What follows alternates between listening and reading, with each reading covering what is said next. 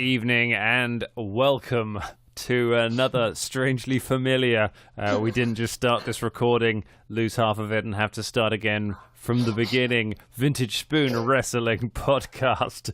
My name is Spoon, and I am joined, as always, by the jobbers to my bludgeon brothers, Vintage Benjamin Shelley. How are you doing, Vintage? I'm very good. Point of order. You said good evening at the start when you opened, and that's very presumptuous of when people might listen to us. I don't know. I think it's an evening. I think we're an evening kind of show. I think we're foot up by the fire with a drink. Oh, and shout out to Paul and Paul's cat. Hello, Paul and Paul's cat. We've had the shout out and the point of order before we've introduced the second half and the bludgeon brothers to our SmackDown Live, Ross Harmston. Welcome back to the show, Ross. How's it going? Very good, very good. Eager to start. Yeah, this is all very familiar, isn't it? It's so wrestling. We've got a few things planned for this week. They're going to be some fun bits. We're going to talk about any of the big news that has been happening in wrestling. There's a few little bits. We're going to do our predictions for the Elimination Chamber, which is on Sunday. And, of course, we're going to have a little bit of On This Day in Wrestling. And we're going to have a quiz if Vintage decides to throw them in at some kind of inappropriate moment. Speaking of which, let's do On This Day. Okay, here's the point. All right. To be fair, if we ever decide to have a run sheet of what we're going to do in order, then I think that I should always do this straight after introductions anyway. I mean, it's not a bad idea. I've got a run sheet now. I'm really organised. Vaguely. Okay, so on... What's it? What happened? All right. We'll never get through this. Okay, in 2005... You'll be surprised to know this. Guess who debuted on this day in 2005? Oh, God. It's on the tip of my tongue. Was it Kalisto? No, I thought you'd know this. Was it Papa Chris Shango? Masters. No, Chris Masters. Chris Masters. How did I not guess that? That guy. How did he ever get over? He had the look. He had a great look. He was just so big, and he had that lock. Didn't he have some kind of challenge involved in that? It was the Master Lock Challenge. The Master Lock Challenge. And he just put him in a Master Lock, which was... What was the Master Lock spin? Was it a full Nelson by any chance? It was. How am I getting all of these? I wish we'd done the quiz first. No, you would have wanted to give up after the quiz, I think. 2010 was an Elimination Chamber pay-per-view. Yeah. And there was a bizarre thing that happened at this Elimination Chamber pay-per-view. Do you guess what it was? Did Edge steal someone's number again? No. The Undertaker was doing his entrance and the pyrotechnics had a bit of a boo-boo set him on fire. It was the Flaming Taker one. That's, man, imagine being the guy who set the Undertaker on fire. I heard he got fired. He did. Oh after. yeah. I think Taker basically said, if I see that man again, he'll die. And so I think he was just very quietly ushered out of the building forever. He will rest in peace. Poor man. To be fair, though, Undertaker did have his own form of justice there, didn't he? Because he used to run the Kangaroo Court. Oh my God, yeah. You kind of, you would not want to mess with that. That's. But we can't talk about that because that wasn't the original edit. Let's put that to one side. We kind of have new things. What else happened on this day in wrestling?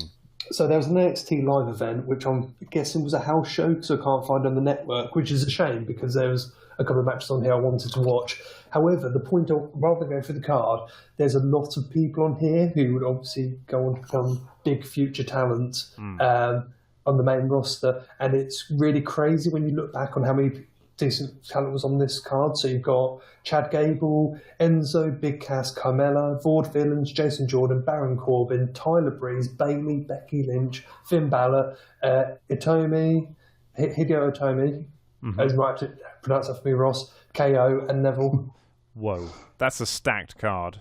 And Joe was in NXT at the time as well. I don't know if it might have been just before he debuted, or he might have just not been on that show.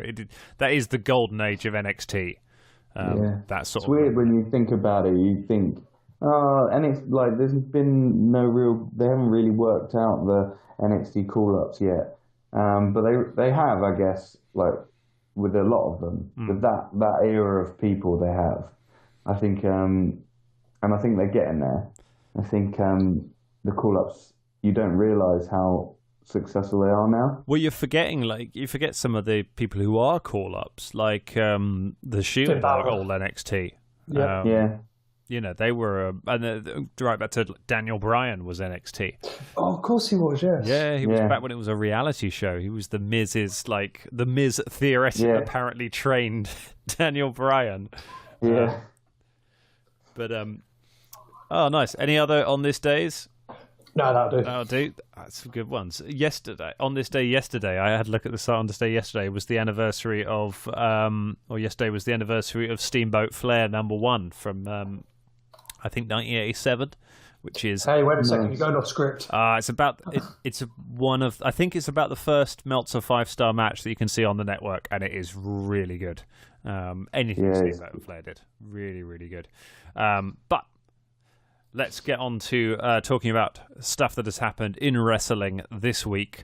There's a few little bits. We're not going to do a full rundown of the shows. We are going to talk a little bit about Raw because we had a record-breaking, the longest match in WWE history, certainly the longest televised match, a gauntlet match. Seth Rollins and Roman Reigns starting out. Rollins beats Reigns, who is then replaced by John Cena. Rollins beats Cena, who's then replaced by Elias, who beats Rollins. Then I think The Miz comes out and beats... then Balor comes out and beats Elias. Miz comes out and beats that guy, Balor. God, I'm confused already. You sound like Vince. I know. And then Braun slams everyone. There you go. That's all. That's all that matters. Braun comes out, slams everybody, and throws his hands in the air and shouts about his hands. And that's the end of the thing. But it was over 2 hours long. Rollins wrestled over half of that match and was main event quality all the way through. It was a standout performance from Seth Rollins. Really, really reminding why he's one of the best in the world. What do we think, Ross? What did you think of this match? Yeah, like you said, I think it was a really good performance by Seth Rollins. I thought in particular John Cena and Seth was really good. The only thing I was saying was that it felt like I liked watching it, but I also would have liked to have maybe seen a bit less, not 2 hours, because I feel that would have been good maybe after Elimination Chamber, or just not at all, because I really want to see what they're going to do. I guess it's one of those swings and roundabouts. It kind of builds it up for you to go see Elimination Chamber. But for me, I was like, nah, I kind of would have preferred not to have seen that and see what they do in Elimination Chamber, you know? Yeah, I can see that. I liked it. I think given that they're all going to wrestle each other anyway, because it's the go-home show, you might as well just do something a bit special with it. It was a good match. It was interesting to watch it. It did the right things. Roman went out first, which kind of lowers expectations on him for the thing. Braun got a big, strong showing, which you always want from your monster. Rollins got to do some cool stuff, which, you know, is fine because he really added to it recently. I thought it was really, really good. Vintage, what did you think?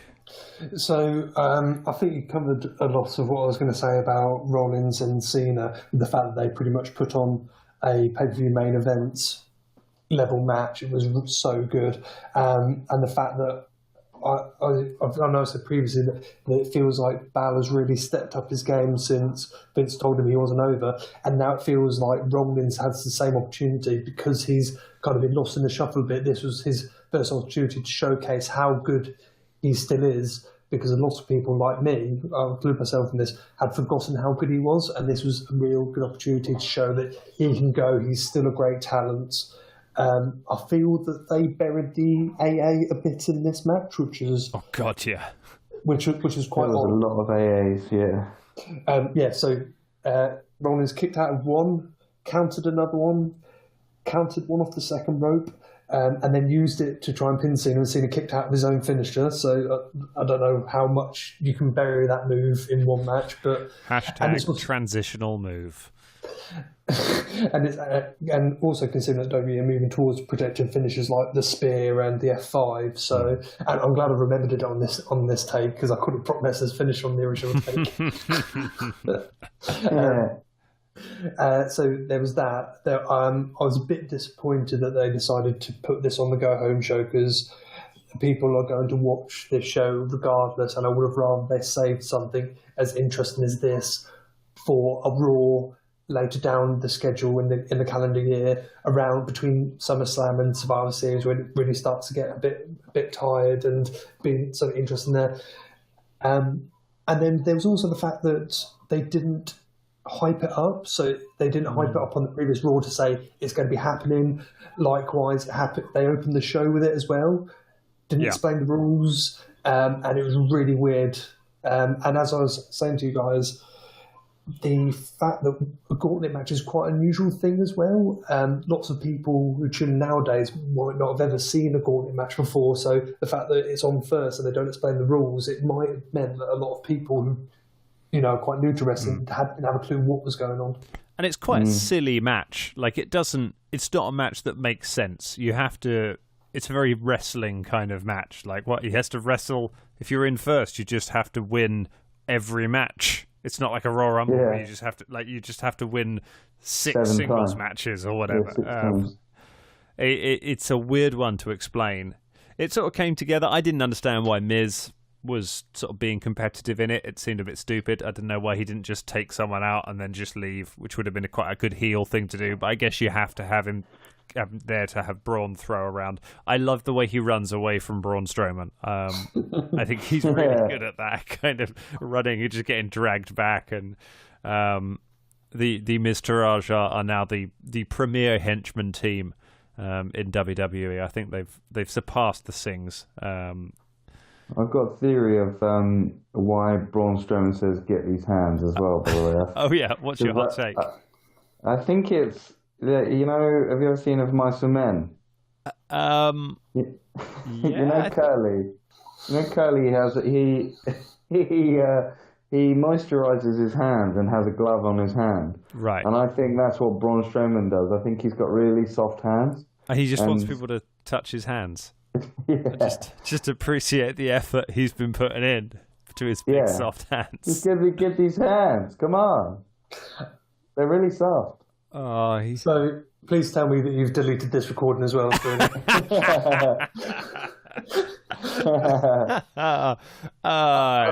think Paul and Paul's cat may have just turned off the show.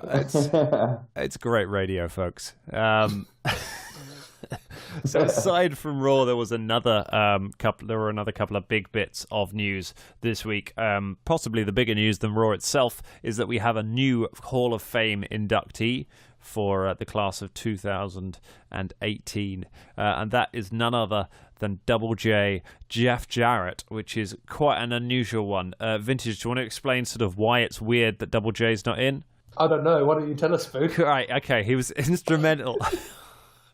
Doing so it's weird that Double J is being inducted into the Hall of Fame. For a start, he was a founding member of TNA. He's one of the shining lights of that promotion. He's booked himself to run it, to win it, the title a bunch of times. He's been there.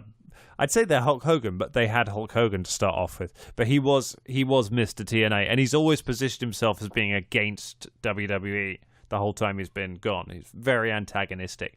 That, and he held up Vince for thousands and thousands of dollars in order to drop the IC belt because his contract expired at a weird time, and he still had the belt while he had it. Vince publicly fired him as part of the invasion angle, made it a storyline that Double J was never coming back to the WWE. So for them to suddenly reconcile like this is very strange. Or it seems quite strange. Have you got any idea why they might be doing it now? What do you reckon, Ross? I think at the moment, he went into rehab and he went into the WWE because the WWE have got like a rehab thing for all people that have worked for them. They've got like a program that they can do. So I think what must have happened is he obviously maybe reconciled with Vince. He went into this program, and then they said they must have hashed out a deal saying, if you go in there, we can put you into the Hall of Fame, or something must have happened where he spoke to Vince. It'll probably be in a WWE 24 with Jeff Jarrett, I think that must be the case, that he has a clause in it that if he got out of rehab that he could come into the Hall of Fame or something. That makes sense. I could see that. Vintage, what do you reckon? So, you've covered everything I was going to say, so thank you for that. It's really strange. I don't think we'll ever know the answer, or maybe we'll find out in a few years' time that when, like, Dave Meltzer breaks the story of how Jeff Jarrett managed to get back in the good books. It might be that we have a big, huge TNA announcement in a few months when they actually finally close doors, maybe. I think it's a case of, nothing is forever if there is money to be made in wrestling. And there is money to be made from Vince and Double J reconciling. It's not like he's the enemy anymore. He doesn't work for TNA anymore. He's been in rehab. He's had a pretty rough time by any standards. So maybe Vince kind of just thinks it's time. I wonder how like all the other wrestlers are going to feel about him coming in, because obviously Kurt Angle and Matt Hardy, they had a few court battles with him, because there was loads of tweets, obviously some wrestlers congratulating him, but nothing from like Kurt Angle or Matt Hardy, obviously. Yeah, I imagine there's been some bad blood there over the years. If to be a wrestler and a promoter. But at the same time, just because he's going to the Hall of Fame doesn't mean that there's going to be a program future. Yes, it was with Kurt Angle, that was the whole thing. But it's odd because it could go either way. It could go a very Kurt Angle way where they have him on TV quite regularly and he can wrestle.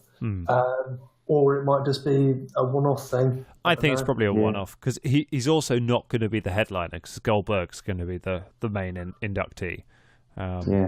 Yes, because Kurt Angle headlined his class, didn't he? Yeah, exactly. So he probably won't get his own music, or he might get a little, he'll be one of the guys on the side. It's not going to be a big thing.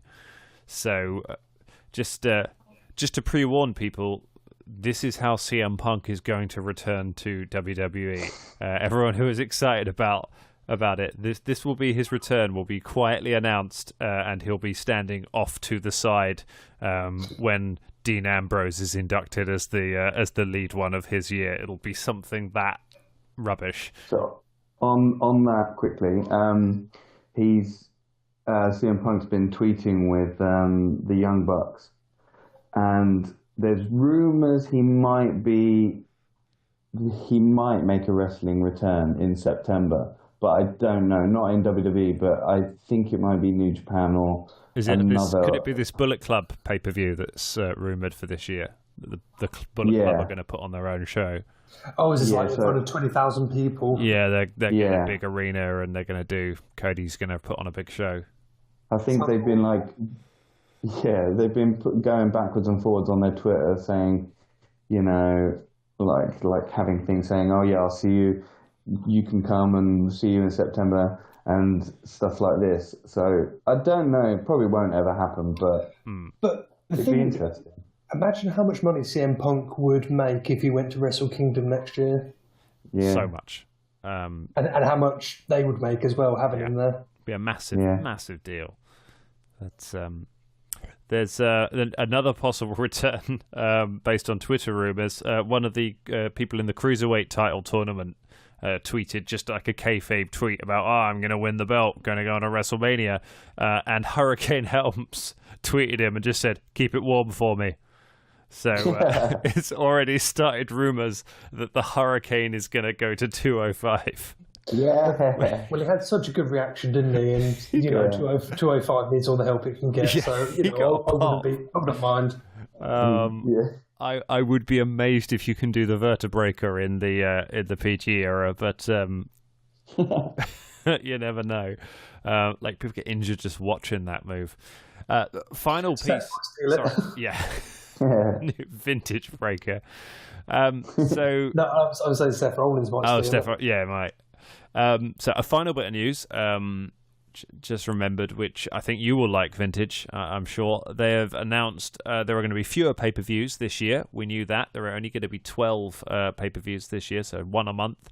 But following on from, I think it's after Mania basically and onwards, they're all going to be co-branded pay-per-views. So no more exclusive pay-per-views to each one. So the brand split is falling away, which we're all, I think, fairly big fans of. You've been outspoken about the brand split, Vintage. What do you think of this? Yeah, it's a difficult one. It is confusing for a new viewer. However, now it's starting to happen. I don't know if I need to kind of eat my words, because the thing is that they've got such huge rosters, and they've got more people coming through all the time, more call-ups, etc. And it's your Ty Dillinger. And we're already getting to that stage now where the women's division booking is just putting 6 girls in a ring. And I think if we go to co-branded pay-per-views, then the women's match is literally just going to be get the whole division in the ring for their match. Corey actually referenced that on SmackDown this week during the women's 6-man tag with the Riot Squad. He literally says like, "Oh, we've got something like this on Raw," where they'd done exactly the same match basically the night before. Yeah, I know. And even then, when they had a singles match last week, I think there was a run-in by the stable. They and still then, end up with all 6 out there. And then the face stable came in as well. And it's just so bad. I think it's going to be a problem for lower card guy. For if you've got to fit both companies' stuff on every pay-per-view, I don't know how you're going to manage it so that it's not just the main event guys all the time. I'm not sure how Ty Dillinger ends. Well, Ty's not going to end up on anything until people stop saying the number 10. But can I tell you a story? There's a Spanish guy that I train with on Tuesdays, and he's Juan, and we kind of do the one joke. Yeah. And then it suddenly dawned on me on Tuesday. I said to him, you could be the British version of Ty Dillinger, and you could have Juan as your thing. So when you make a pin, people go Juan. The perfect one. Yeah. One and only. Yeah. And then when you're doing 10 punch in the corner, Juan. That's a good gimmick. Excellent. I like it. I might talk to the pro to see if we can get it to be a thing. Ross, what do you think of the co-branded events? I know that you did the survey recently, and you're more excited about virtual reality bonus subscription services that they've been advertising. But and I did try it the other day, although it was awful. So did it feel like you were really there? Yeah, it was for the women's match. I can't remember which one. Surprise! And it was it was just on the turnbuckle. Wow! And I was looking around, and the streaming of the video was so cramped, so I couldn't really see anything. So yeah, all to the future of virtual reality wrestling. Imagine that. Just if you pay a bit extra, you can look through a camera lens right at ringside as if there's an actual cameraman there filming the event, but just from not as good an angle. Of you to see it on TV. But what do you think of the co-branding? I'm worried at first I didn't like it, similar to Ben. I didn't like it, and then I was like, actually, I do enjoy seeing different things, and you're right. The mid card and the lower card, they're gonna just get forgotten about because they're gonna have so much to fit on these pay-per-views now with both brands. But or even worse, sorry to cut you off, Ross, but even worse, you might get a situation whereby you get the likes of the Bludgeon Brothers getting a spot over the likes of Balor and Rollins. Yeah. Yeah, it's one of those things where how do you decide who gets a chance, and should they really be pushed, or should this guy be pushed? And then it probably will become more frustrating as a viewer, I reckon. But I guess it's it's economical for them to. Yeah, depends how it's run. I think it's. I think the solo branded events were not getting good numbers, and I know that doesn't. The network makes it different. It's not really about ratings anymore. But I would be pleased to see the back of the brand split. I think you could still book a roster that size well, with a bit of careful work. Still have a few. You need to get rid of a few titles, but I think you could still keep some of them. I think it was still just about work. I can't see them not unifying belts again. That's always just happens. The world and universal belts will get unified one day. It's inevitable. Well, the tag one and the women's one. Well, the tag one is pretty much the one that has to be unified. The tag and the women's belts both need to be unified. I think if you unify the women's belts and then introduce a women's tag belt, but cross-brand, I think that does your women's roster fine. So are they not having SmackDown only like rosters and no, Raw they're still having rosters? Separate rosters, but it's just going to be on the same show, branded. Yeah, so presumably you'll get a bit of crossover here and there. I think they said that Backlash would be all together. I think that's the first one where they're all together. I think they said Backlash this year, which is the one after Mania. Yeah. Do you think we'll go back to the days of having 2 Money in the Bank matches at Money in the Bank? 3.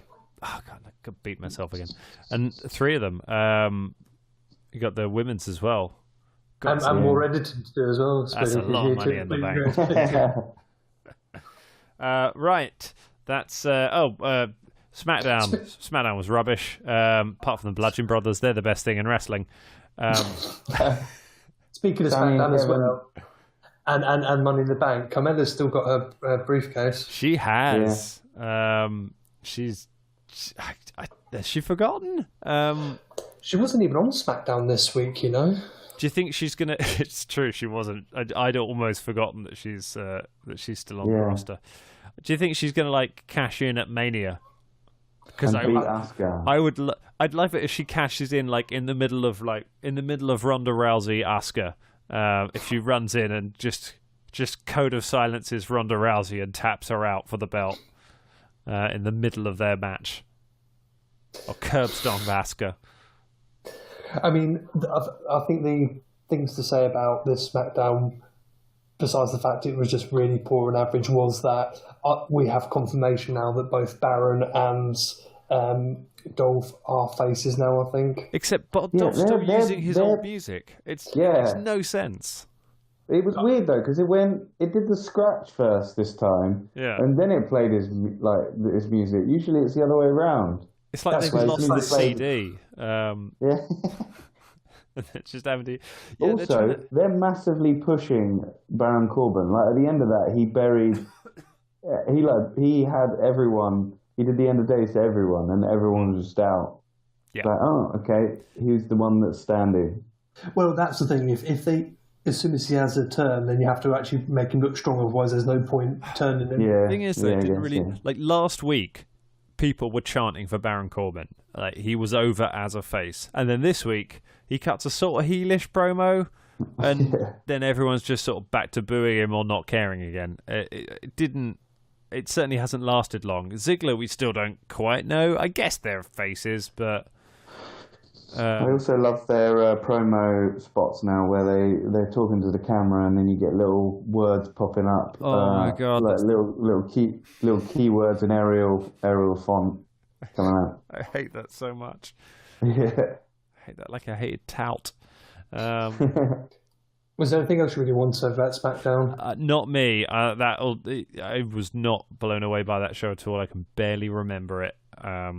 Cammy are sort of back together, I think. Sort of, yeah. Fastlane cannot come quick enough. It needs to just get that whole thing out of the way and just move on to WrestleMania. Shinsuke not even on the show, just like a video of him there. Just get onto the stuff we want to watch, which is, of course, Baron Corbin versus Shinsuke Nakamura in the main event of WrestleMania. And it's such a shame because, I mean, SmackDown was a better show than Raw last week. Yeah, and it should be. With the rosters that they've got, it should be a better show every week, but it is booked so lazily.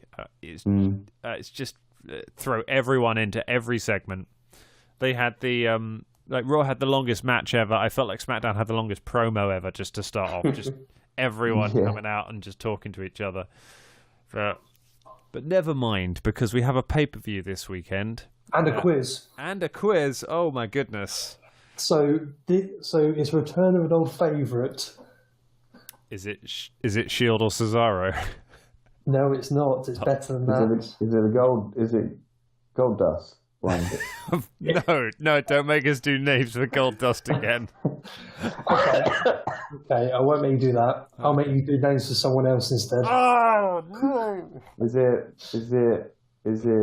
Ryback? No, because that'd be too easy. No, so we're doing the same format as previously we did with Goldust. I was going to do it with Kane originally because Kane's had quite a few gimmicks. And also found out that Kane was trained by Dean Malenko. Well, you can see it in his style. I mean, it's all over. It just blew my mind that, and no one else is credited for training him either, so it's quite odd. Weird. Yes, and then I came across Jeff Hardy. Jeff Hardy. Yes. I suppose. He's been in and out of the company. He was. He was wrestling for years before he did WWE. Okay, I can see that. That's the thing, because he was a yarder. And so no, you've got his backyard wrestling names in. Yes, because them and their friends were doing a backyard wrestling fed called the Trampoline Wrestling Federation. Nice. And then they started wrestling in the Indies, and then Matt and Jeff actually opened up their own promotion. Oh wow! For a bit. And so they were actually doing their own promotion, etc. And they had to close it down when they signed with WE back in Brood days. Yes. So obviously Matt's got quite a few as well. So we're now playing Hardys or not Hardys. Hardys or not Hardys. All right. Or Hardys or whatever you want to say to indicate that you don't think it's a Hardys name. So it could be either one.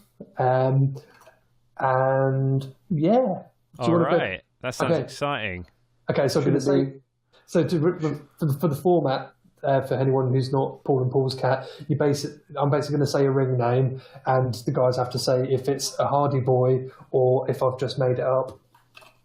Should call it Hardy or Hardly. Oh, nice. I like that. Hardy or Hardly. All right. Okay, you ready? Yes. AC. AC, as in air conditioner. Or alternating current. Alternating current. Hardys. Hardly. It's Hardly. DC. Oh, right. Well, that's... Oh, God, it's going to be one of these traps again. That's going to be Hardys. Hardy's. No, hardly. High voltage. Oh, God. I forgot how much I hate this quiz. Hardy. Hardly. That's Matt. God damn it. Low voltage. Hardly. Surge. Are they all going to be like electrician references? Hardys. Hardy's. That's Matt. Apparently, he had the high voltage ring name when he was doing his backyard in Fed, and then he had a tryout with WCW or something, and then had to change it to Surge because there was already high voltage on the WCW roster. Is it Surge with a U, or is it Surge like the French name? Like Serge Gainsborough. No, it's Surge with a U. Okay. Ishan Hardy. Who's that? And Hardy. Hardly. Matt. Angelus. Oh, that's definitely Jeff Hardy's. Hardy's. Nope. El Diablo. El Hardy. Diablo. Hardly. What did you say, Ross? Hardy. No, that's a hardly. Uh, A Holy Spirit. the Holy Spirit. Hardly. Hardy. Hardly. It's really El hard to Mexico. keep saying these. El Mexico. Hardy's. Hardy. No, hardly. I'm doing really well here, aren't I? I'm screwing with you guys. Angelic Diablo. Angelic Diablo. No, that's a hardly. Surely. Hardly. That's Matt. Ah. They're all Matt. All the stupid ones are Matt. It's not, I wouldn't mind getting caught out with Jeff's stupid names, but I think Matt's we'd be able to get. The thing is, I have to keep on tabbing back to you guys to see your reactions as I'm doing this. And I keep losing my space. I'm losing my place. Okay. Right, you ready? Willow. Hardy. Yeah, Hardy. Yeah, that's Jeff. Cool. Willow the Wisp. That is Hardy. also Jeff Hardy. It is, yeah. The Grim Reaper. Hardy. Yeah, Hardy. Hardly. Oh, okay. Don't Fear the Reaper. Hardly. Hardly. Reap What You Sow. Hardly. Hardly. Railway Reaper. Hardly. Hardly. Are you? You're not even telling us the answers. Are you? Just... No, because you're getting them right. Oh, okay, right, there we go. You're getting them right, so Right. and we've got a bit of a roll. Okay. The North Carolina Cowboy. Hardy. Oh, please be Hardy. No, it's not. Ah. The South Carolina Cowboy. Hardy. Hardy. Hardly. Oh. There's no East Carolina before you do this vintage. No. Carolina Cowboy. The Carolina Cowboy, that's Hardy's. Hardy's. Hardly. Ah. Keith Davis. Keith Davis. I reckon that's Hardy's, actually. I reckon that's like his jobber name on like main event or whatever it was. Hardy. Yeah, it's Jeff, and I think that logic's pretty sound. Yeah, on like Sunday Night Heat or something. Okay, we're over halfway. Oh my god. Jesus. El Magnifico. El Magnifico, Hardy's. Hardy's. Hardly. Okay. El Grande Dablo. Hardly. Not hardly. Not hardly. El Santo. Hardy's. Hardy. Hardly. Okay. Mellow. Mellow? Yeah, Hardy's, why not? Hardy's.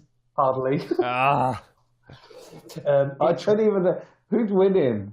I don't know. Who's winning it? It's not the winning that counts, it's the taking part. Okay, Itchweed. Itchweed. Hardly. Itchweed. Hardly. Hardy. Hardy. Yes. That was Jeff. Of course. Itchweed. Bad weed. Bad weed. No, if this was Hardly. RVD, I could believe it, but no, that's Hardly. That's hardly. Good weed. Again, that's Van Damme, so Hardly. Hardly. It is hardly. Wildo Jinx. Wildo Jinx. Hardy. Hardy. Yeah, that was Matt. Inga Jinx. What was that? Ingus. Ingus. Jinx. Ingus Jinx. Hardy's. Maybe they were a team and they both. Hardy's. Yeah, that's Jeff. Professor X. Yeah, probably Hardy's. Hardy's. Hardly. Jubilee. Hardly. Hardly. Yeah, you're right. Gambit. I reckon Hardy's. I reckon Jeff would have been Gambit.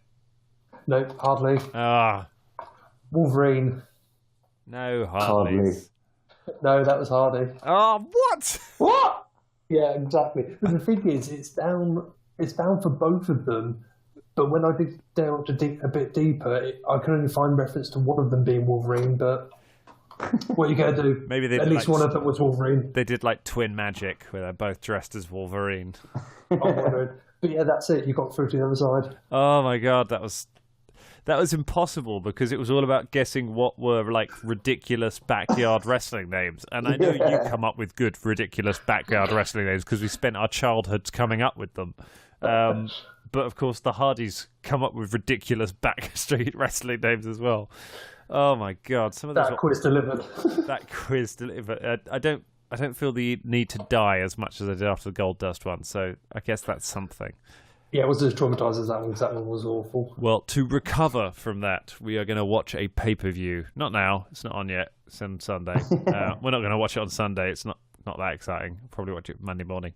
However, the Elimination Chamber, the final stop on the road to WrestleMania, except it's not because now we got Fastlane, so it's just a stop on the road to WrestleMania. It's the stop for the Raw people. A lot of people are big fans of Elimination Chamber. It is quite an original match. I don't mind it. I've never been hugely blown away by it. I have some issues with just silly things about it. I don't think it allows a lot of really interesting spots to happen in there in the way that a Hell in a Cell does. I don't like the way it's overhyped about how big. Do you not like the bulletproof glass? The bulletproof glass, like they hype up the glass so much, and then the match makes it look like the glass company kind of wronged Vince, and he's trying to make them look bad. But it is interesting. Are you guys fans of Elimination Chamber? Sort of. Yeah, it's all right. No. No, not a fan. Don't like the gimmick, or? No, I don't like the gimmick. I don't understand it. I'm old and grizzled, and new things that happen in wrestling, even though it's even not that new anymore. It's like it's 10 years old. I think it's good to have it's like a second Royal Rumble for whichever promotion didn't get Royal Rumbled, isn't it? Like, this is their big main event match. It works in that regard as having a big main event match, a number one contenders match. But I think I'm just not a fan of gimmick matches anymore. I think maybe it's just because I'm a bit older. I think gimmick matches are a lot more interesting when you're younger, but I just prefer seeing good solid singles matches nowadays. Yeah, they rarely produce Elimination Chamber matches. Rarely produce sort of mat classics, do they? But and I find they don't really produce like a big stunt spot either, because you'll get sort of somebody kind of hang off the cage a little bit and do a little jump, but it never looks that great. I remember Kalisto just sort of hanging off it for ages to drop people, but they weren't in position, so he just kind of hung there for ages while everyone kind of staggered around together until there were enough underneath him to catch him. And the scene is like slightly too low compared to the top of a chamber. So when they get to the top of a chamber, they're kind of squatting down, aren't they? So it looks weird. That said, it improved a lot last year. And if I assume they've got they're using the new chamber again. I think that will improve it a great deal. Because last year's one was pretty good. It was helped by the fact that Bray Wyatt won the world title in it. That was only a year ago. Oh, yeah. Bray Wyatt won the world title at Elimination Chamber. And this year, he's in our first match. So it's time for our predictions. The first match on the card, let's be honest, it's probably going to be on the pre-show, is Woken Matt Hardy versus Bray Wyatt. The latest in their classic feud of laughing at each other in little clips. Let's start with you, Vintage. Who have you got and why? Matt. Matt? Why do you think that? He has some pretty decent backyard in ring names. It's true. I think this is the type of feud where it feels like Matt Hardy has to win on pay-per-view and Bray has to win on TV. Yeah, I think that makes sense. This might be the hopefully the end of the feud as well, maybe. Although there's no gimmick to it, so actually I'm going to change my mind. I think it's going to be Bray, and then I think Matt's going to win the next match, which could be a gimmick match, and hopefully be the blow-off. Okay, you think Bray. Ross, what do you reckon? I think it has to be Matt, purely just on the sense of if they're going to do a WrestleMania match, which I think they'll probably make it out. They'll probably eke it out to WrestleMania. Because obviously Bray's had one. I reckon Matt will win one, and then they'll like Vintage said, like they'll do some sort of gimmick match at WrestleMania where they'll probably have like projections of like their faces, like on the ring, laughing. Or maybe a drone. Yeah, that would be pretty funny actually. If Senior Benjamin came out, that'd be funny. You think it's going to be like a 10-minute match with just a constant projection of their faces laughing in the ring? No, I've got it. I know what's happening. I think Bray's winning through Jeff interference, and Jeff's going heel. Ah, interesting. Okay. If that happens, I'll get all the points in the world. Yeah. I would be amazed if they turn Jeff heel. I think there's too much money to be made from Jeff t-shirts. Do you reckon they turn him into Brother Nero? I'd love that. That would be amazing. I think that's what's happening. It's going to be a heel Brother Nero. But the thing is, you say that turning him heel would lose money. They don't care about that. I mean, they turn Sami Zayn heel. And I think we want to see a Hardy's feud in WWE again because Final Deletion was a thing. And we had that in TNA. We didn't have that in WWE. It just makes sense to me. Imagine if he did like a swanton onto Bray while he was doing the weird kind of crab pose thing. That would be great. What about you? I could see that. I think I'm going to have to go for our good old friend Serge. I think high voltage. High voltage. Now, I think even though Bray so convincingly crushed him on the Raw 25 show in that thrilling classic 5-star match. I think this is going to be a quick crowd pleaser to pop the crowd at the start of the thing. I think it'll probably be on the pre-show, and I think Matt will go over on this one, and maybe they'll wrestle a bit more. I genuinely don't think they really care about this booking. I think Matt is kind of in a bit of a holding pattern until maybe Jeff comes back, but they don't seem hugely invested in it, so I think it'll be a quick 50-50. Matt gets his win back, and they move on, do something else, or more likely disappear from telly for a bit. Well, the thing is, they can't put it on the pre-show because there's not enough matches as it is. Well, It depends how long they make the Elimination Chamber matches. They've got 2, and they could go on for quite a while. But yeah, and you don't think they'll continue on to WrestleMania? I can't see that there will be space for them on the WrestleMania card. This is the first pay-per-view slot they've really got. They had a tiny little segment in the middle of the Royal Rumble, which was all right. They're not that over. I can't really see it carrying on for much longer. I think they'll pull the plug on it for at some point as soon as they need to feed Bray to someone else, or they'll become a team. Who knows? Maybe Matt will join the Wyatt family, the Woken Wyatt family, which will be good. Next up, we have got Asuka, Women's Royal Rumble winner Asuka versus Nia Jax. If Nia Jax wins, she will be added to the main event at WrestleMania. She'll become a triple threat match, and she will have a chance to win the world title for some reason. Ross, who have you got and why? Asuka. Yeah. I just don't think they're gonna give up on the. Especially, I couldn't imagine why they would want to add her into Nia Jax into the fight, and also just to lose that undefeated streak. I think that undefeated. I mean, it's becoming something. So I can't see them just giving it up to Nia Jax, unless they want to big her up. But I don't think that they're going to do that. I think it's just going to be an Asuka win. Yeah. What do you reckon, Vintage? So it feels like it's one of those odd booking things, much like we had the possibility of Cammy being co-champions. It's one of those odd things that it's like, why would they do it if they're not going to pull the trigger on it?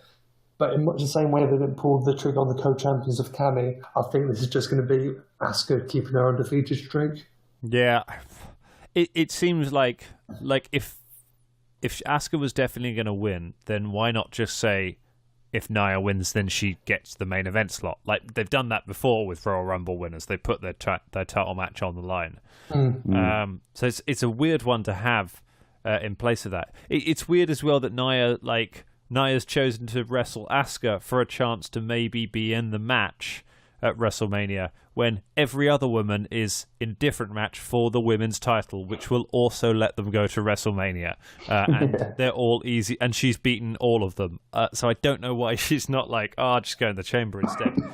Well, you could argue you've only got to beat 2 people if you go. You've only got a 1 in 6 chance of winning the Elimination Chamber match because that's how maths works in wrestling.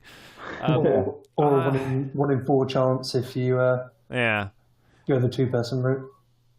I'm gonna go for Nia. I think it would be unbelievably stupid to take away Asuka's undefeated streak. I don't think there should be any reason why you should take it away from her. Why anyone? So that's exactly what they're going to do. Yeah, well, I don't think there's any reason why anyone but Ronda Rousey should take Asuka's undefeated streak, and that's exactly why I think they're going to do it. Because I just don't think they'll think it through. I think it's a short term. I'm with you to some extent because it's the swerve, isn't it? It's so that so it's not predictable anymore. This is and it's such a predictable card. Like the main event is so predictable that I think they'll be like, let's do something crazy, so that they've got a headline they can say, oh, this was when Asuka lost her undefeated streak. Or it might be a dusty finish or something, maybe. Yeah, maybe. And then she'll get added to it anyway on Twitter. But yeah, I'm gonna say. So I think it might be a dusty. So I think you might be right. It might be that Nia Jax might win, but through a dusty means. So both shoulders are down. And 2 refs count the pinfall, maybe. Something like that. So 2 Askas, 1 Nia, which takes us to the Raw Tag Team Championship match, a match made this week. The Bar versus Titus Worldwide, made up of Titus O'Neil and Just Apollo. He doesn't have a surname anymore. He's just Apollo. He's Apollo, the Greek god. Apparently Terry Crews was quite pleased. Terry Crews said that Vince stole his name for Apollo Crews, even though he was quite happy about it when it first happened. He was less happy eventually. So I heard he had to drop it because it was too similar to Tom Cruise. Yeah, I think that's reasonable. Easily mistake. Tom Cruise always doing standing moonsaults and it's all. I was disappointed Apollo wasn't in the chamber match. I think as a wild card, as someone who could do an interesting spot or two in there, I think he could have been an interesting addition. And then you just take him out, not to win it, but I think he would have been fun there. But he's in the World Tag Team title match. The Bar are taking on Titus Worldwide. Every single time one of these events comes up, we predict that the Bar are going to lose because Sheamus is injured and they can't keep putting the tag team titles on Sheamus while he's injured. And so far, he has outlasted both Dean Ambrose and Jason Jordan, who have gotten legitimately injured in the time that he's been wrestling them. So I'm going to swerve on it because I'm in a swervy mood for this one. I think Titus Worldwide are going to take the belts because there's no tag team division really at the moment. Now that Seth's off doing main event stuff, I guess they've got the Club and the Revival are sort of hovering around there, but they're both sort of heels. So I think Titus Worldwide are going to take the belts to feud with the Revival later on. What do you think, Ross? I think the Bar are going to retain again. I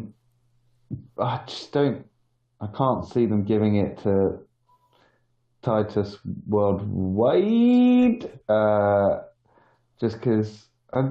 But they've got Dana Brooke. She's run the numbers. I know, she's always on the numbers all the time, like writing constantly. She's doing a memoir. Yeah. I just don't see them. I just don't see them winning. I don't see them. They're not strong enough, I don't think. And it'd be really weird to let them lose to them, like the Bar. All they've done to let them lose. Yeah. So yeah, I think the bar will retain. Yeah, what do you reckon, Vintage? Well, I actually disagree with what Ross said because when I compare Apollo and Titus to where they were a month ago, where they were pretty much just job squad, to where they are now, because they have been booked quite strongly. They've had quite a few victories over the recent weeks, so they're actually looking a lot stronger and possible contenders to the point where you would believe it if they won the match and got the belts. So I think I'm with you, Spoon. I think they're going to win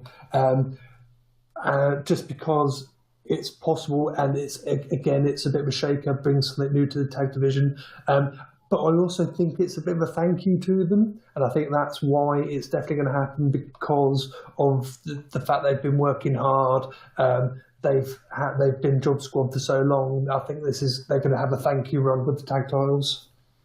That makes sense. I can see that. Yeah, it's good. Pick the opposite so that I can win all the points. Okay, so wow, 2 votes for Titus worldwide. That takes us to the women's Elimination Chamber match. It's not the most exciting lineup in history. Vintage, who do you think is going to be walking out of the women's chamber match with the belt? This is so weird, isn't it? I mean, what would have been nice is to see how this would have been booked if Paige hadn't been injured. Yes, definitely. Yeah. And how that would have worked, because I think Paige would have won the belt. I could have seen that happening. So now I just don't know. It all depends on if they think Alexa Bliss has still got it. The fact that the tag belts are being dropped, I can see Alexa winning the belt still, to be honest. Yeah. Keeping the belts. Yeah, you think Alexa retains? Ross, what do you reckon? So, part of me, I will say Alexa. Mm-hmm. I really would love them to give it to Mickie James. Yeah. I think that would be quite a cool little thing as to, her last little run, give her the title for a bit. I don't think they'd probably do that. I just think it would be nice if they gave her it as their sort of, as a last hurrah, as a thank you for everything you've done, and especially the fact that she's now back as well, and come back and been in a lot of the matches. But I think Alexa will retain. I don't think they're finished, but I just don't know what the whole, because it all depends on Ronda Rousey. I guess it doesn't really, if she's going to go for the title or not, but I don't know. She probably won't. So I'm going to say Alexa Bliss is going to retain somehow. The thing is, I missed most of what you said then, Ross, because I said the name of the women's champion. It actually activated my Amazon electronic product in the room, and we started then playing music.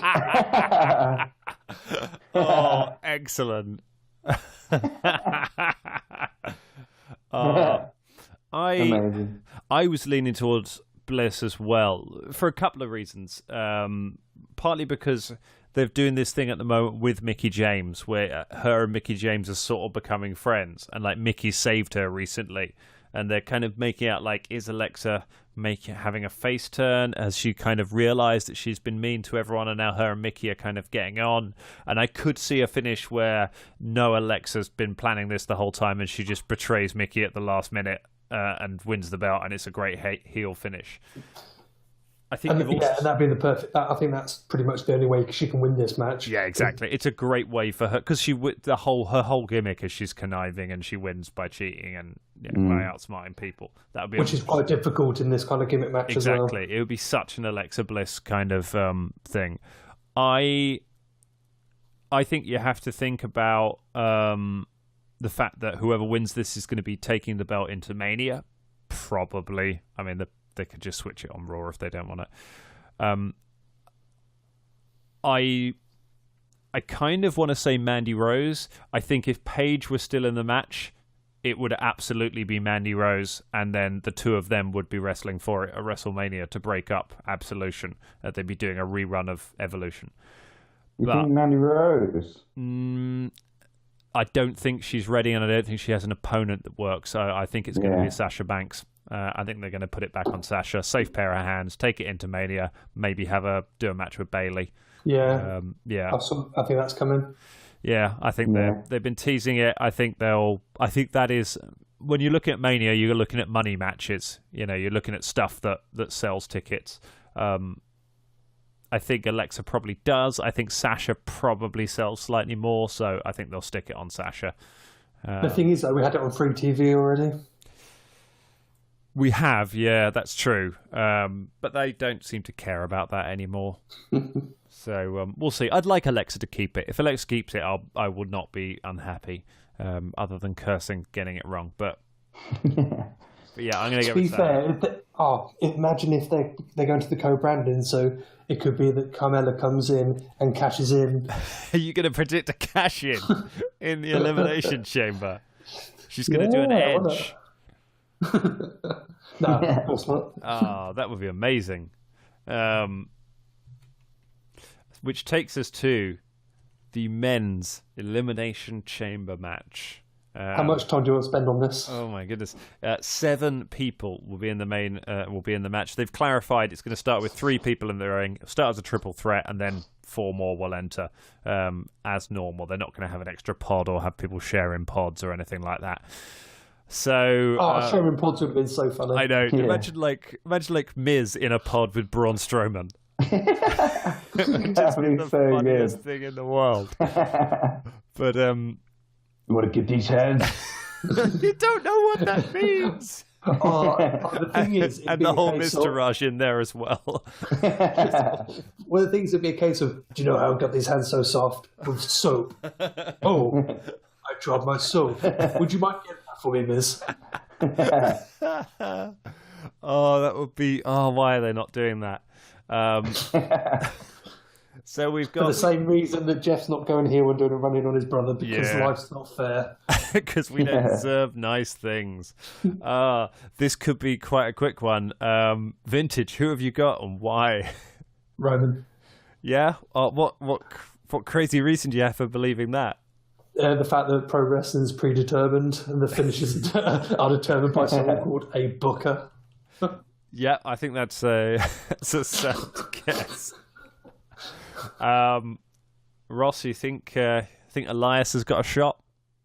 Yeah, that's my swerve. It's going to be Elias. Yeah, that's pretty good. I'm typing it in right now. So I was just thinking then I was going to swerve it to Braun.